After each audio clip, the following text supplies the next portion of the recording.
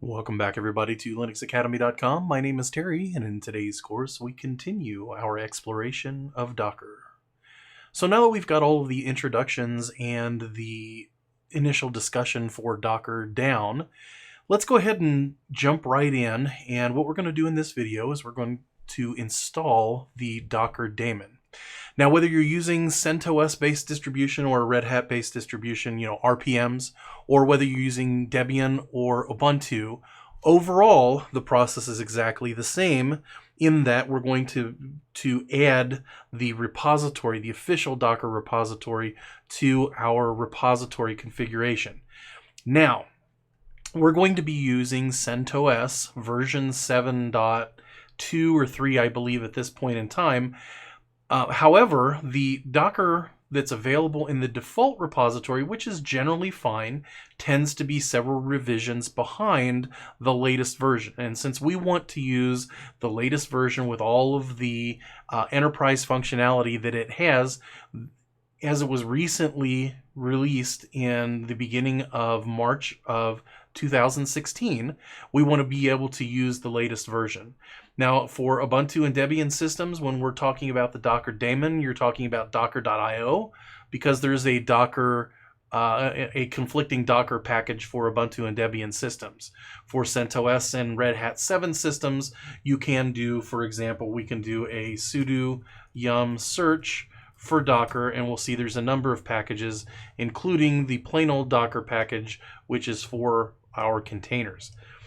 Right now, as of March of 2016, that version is 1.8.2, and we want the latest version of Docker for our system. So we're going to have to create a repository for our system to pull Docker from. So let's go ahead and go over to our etc yum.repos.d, and we're going to create a repo or a docker.repo right here. So let's do a sudo vim on docker.repo. Now we're going to do docker repo, and this is all available on docs.docker.com under the installation for CentOS. So you don't have to worry about finding out or pausing the video to follow along with exactly what I'm typing. I'm simply typing it directly from the latest documentation for Docker. So let's go ahead and HTTPS and do yum.dockerproject.org repo main CentOS, and then we'll do release version, and I think that's it. Yep. We need to enable our repository. We'll do the GPG check. We'll indicate the GPG key is on the site. And that's in yum.dockerproject.org and GPG. And we'll go ahead and save our system. Now at this point, all we're going to do is do a yum update to pull in the latest updates, including the cached updates for this particular repository from Docker. We're installing any updates that we have, and now I should be able to do a sudo yum install docker-engine rather than plain old Docker, and this will pull the Docker engine directly from Docker. And Docker engine and the associated SE Linux package is what our Docker client and server applications are now called. The version in the current repositories is still using the default Docker 1.8 installation. This one comes with the SE Linux package as well as the Docker release engine itself. So we'll go ahead and let this install, which will update SE Linux so that it reads correctly the Docker daemon, and then we'll be able to start the Docker daemon and take a look at how we would run a test to make sure our Docker daemon is installed correctly. I'll go ahead and let this complete, and then we'll be right back. One of the things to keep in mind when you're installing Docker here is not to panic if it looks like the Docker Engine SE Linux package is taking a minute. It's actually applying SE Linux so that the directories that it uses, Docker will work much better with SE Linux than it used to in the past. It's actually packaged up for you, and you don't have to worry about setting those Boolean parameters yourself. So let's go ahead and clear the screen. And what we want to do here is let's go ahead and start the Docker service. So we're going to do a sudo systemctl enable Docker to enable our Docker service, and then a sudo systemctl start Docker. Now once Docker started, we'll verify it with a status check. So we'll do a sudo system control status on Docker, and we see that everything's running. Now what happens if I do a Docker images, which is the basic command for determining what images are installed on my system? Can't connect to the Docker daemon. Why would that be? Well, now let's do sudo docker images. By default, Docker is creating a file in the var run directory that's owned by the Docker group called docker.sock.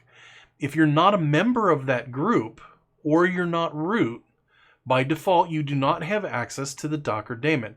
Now that's a security parameter, that's a security method for making sure that only authorized users are able to connect to Docker.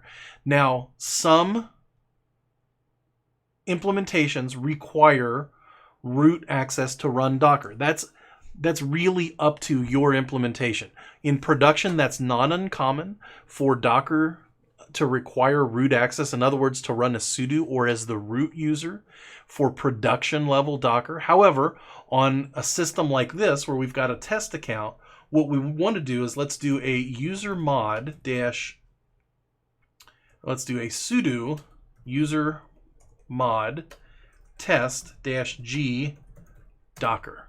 We're going to add ourselves to the Docker group. We'll log out of the system, log back in so that we end up with our account pulling in the new settings. And now, if we clear our screen, we can do a Docker images, and you'll see we don't have any images installed, but we can now connect successfully to the Docker daemon. We can run a quick test to be sure that our Docker application knows how to communicate with the Docker Hub and correctly pull from the repository and run a container. Don't worry that we haven't covered any of this yet. We're just doing a test to be sure that we've installed our Docker application correctly. So what we're going to do here is we're going to do a Docker run hello world. Now it tells us, if we go up to the top just so that we can read through this, it's unable to find the image hello world latest locally because Docker by default will look in your local repository, which is where we did Docker images. Anything that's installed there that matches that name, it will attempt to run first. If it doesn't find it, it'll try to pull from the library defined on our system, which in this case is Docker Hub, by the image name, which in this case is hello world, and it will always default to the latest copy. It's pulling layers, which are layers of images that create this container. And then it runs this hello from Docker, and it shows that our installation appears to be working correctly.